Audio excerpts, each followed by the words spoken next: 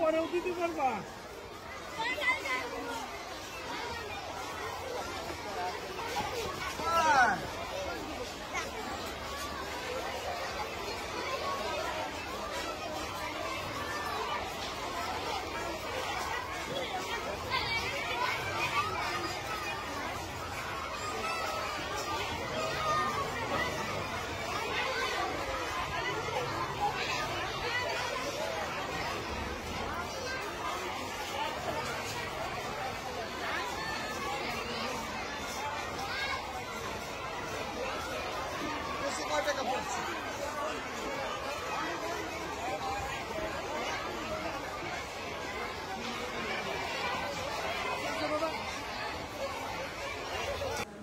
আসসালামু আলাইকুম ওয়া রাহমাতুল্লাহি ওয়া বারাকাতুহু।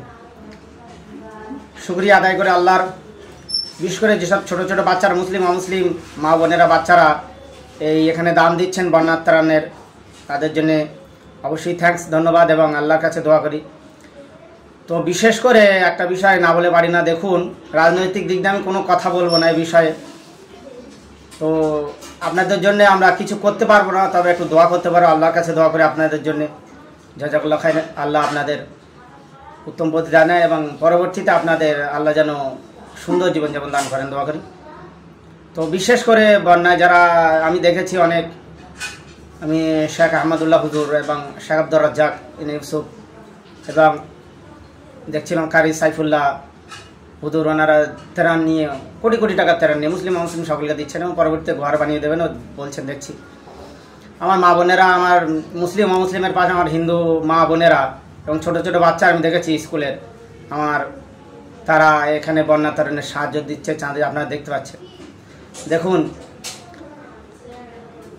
আমি আপনাদের উপদেশ দিচ্ছি না, আমার আবেগপ্রবণ কথা। আমরা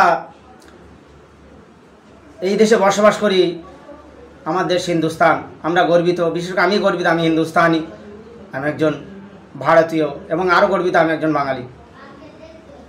তো বিশেষ করে আপনাদের কাছে আমি একটা কথা, আমি রাজনৈতিকের কোনো কথা বলবো না।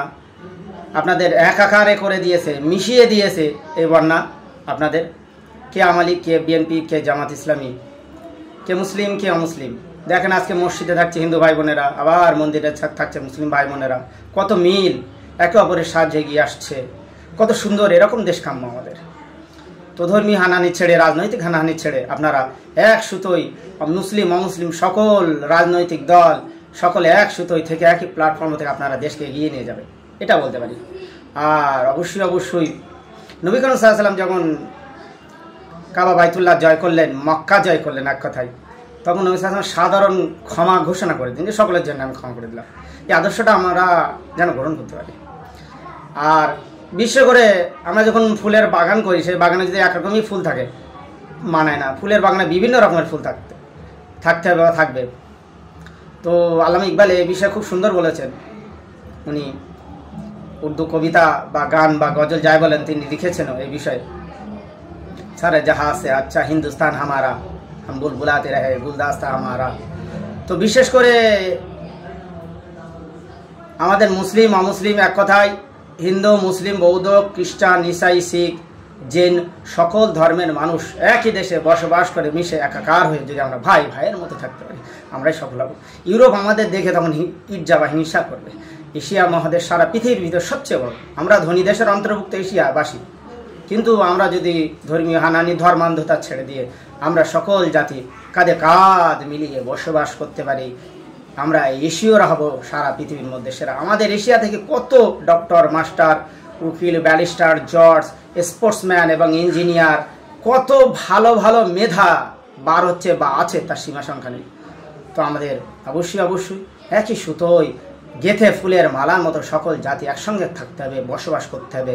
পূর্বে যা হয়েছে ছেড়ে দিয়ে আমাদের সকলে একসঙ্গে মিলেমিশে বসবাস করতে হবে। ওরা হিংসা চায় না, ওরা সকলে মিলেমিশে বসবাস করতে চায়। কি বাংলাদেশ, কি ভারত, কি এশিয়ার সকল জাতিতে আমরা মিলেমিশে বসবাস করব।